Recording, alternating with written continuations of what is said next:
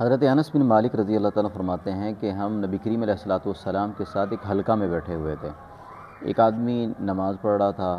اس نے رکوع کیا، سجدہ کیا اور تشہد پڑھنے کے بعد دعا کے لیے ہاتھ اٹھائے اور اس نے یہ دعا پڑھی: اللہم انی اسألک بأن لک الحمد لا الہ الا انت بدیع السماوات والارض یا ذا الجلال والاکرام۔ اے اللہ، میں آپ سے آپ کی تمام تعریفوں کے واسطے سے سوال کرتا ہوں، آپ کے سوا کوئی معبود نہیں ہے، آپ زمین و آسمان کو نمونے کے بغیر بنانے والے ہیں۔ اے عظمت و جلال اور انعام و احسان کے مالک، اے ہمیشہ زندہ رہنے والے اور سب کو قائم رکھنے والے۔